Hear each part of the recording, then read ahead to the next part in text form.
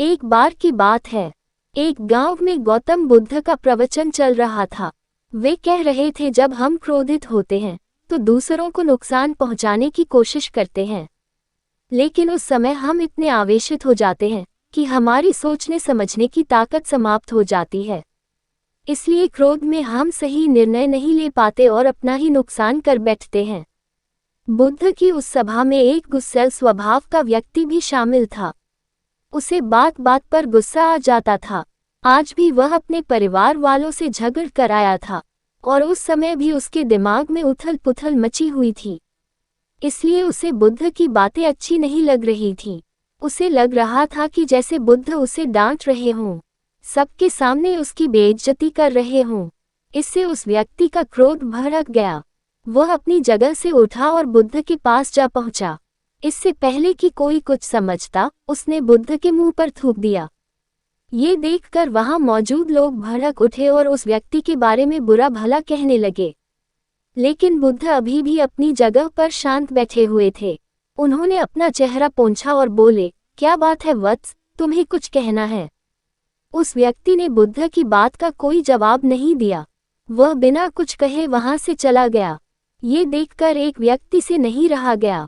उसने बुद्ध से पूछा, महात्मन, उस मूर्ख व्यक्ति ने आपका अपमान किया और आपने उसे कुछ नहीं कहा।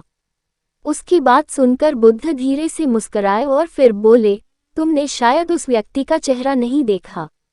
वह बहुत परेशान लग रहा था। मुझे लगता है कि वह किसी चिंता में घिरा हुआ था। इसलिए ऐसे व्यक्ति परेशान व्यक्ति को क्या दोष देना। बुद्ध पर थूकने वाला व्यक्ति सभा से उठने के बाद अपने घर चला गया। वह दिन भर बेचैन रहा। उसे अपनी करनी पर पछतावा होता रहा।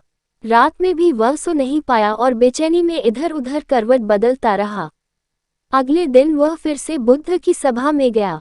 वहां पहुंचते ही वह बुद्ध के चरणों में गिर पड़ा और रोने लगा। ये देखकर बुद्ध ने पूछा, क्या हुआ वत्स, तुम क्यों रो रहे हो?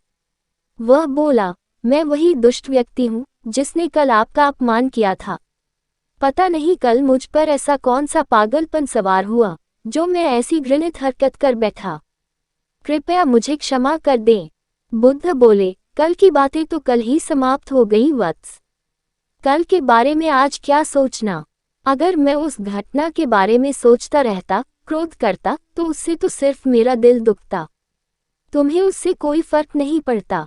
इसलिए बुरी घटना को याद रखना कोई समझदारी की बात नहीं है। इससे हमारी परेशानियां बढ़ जाती हैं और जीवन ठहर जाता है। इसीलिए अप्रिय बातों और अप्रिय घटनाओं को भूलने में ही समझदारी है।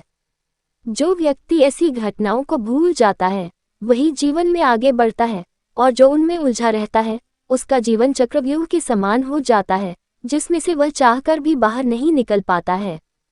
दोस्तों, गुस्सा करना बिल्कुल ऐसा होता है कि जहर तो आप पिए और कामना करें कि मर सामने वाला जाए। इसलिए जब भी कभी आपको गुस्सा आए तो इस बात को ध्यान में रखें कि अगर आप किसी से नाराज होते हैं और रूठ कर चुपचाप बैठे जाते हैं तो आप अपना ही नुकसान करते हैं। इससे आपके समय का तो नुकसान होता ही है, आपके शरीर का भी नुकसान होता है। इसलिए अप्रिय बातों और अप्रिय घटनाओं को लेकर बैठना कोई हल नहीं है। बेहतर है कि उन्हें भूलकर आगे बढ़ें। तभी आप जीवन के प्रवाह के साथ अपने आप को जोड़ पाएंगे और जीवन का आनंद ले पाएंगे। हम में से ज्यादातर लोग यही समझते हैं कि हमारे दुखों का कारण कोई दूसरा व्यक्ति है, और जब हम ऐसा मानते हैं तो हम अपने स्वनियंत्रण की कमी और अक्षमता को अनदेखा कर रहे होते हैं। वास्तव में ये हम पर निर्भर करता है कि हम दूसरों के द्वारा प्रदान की गई नकारात्मकता को स्वीकार करते हैं या नहीं।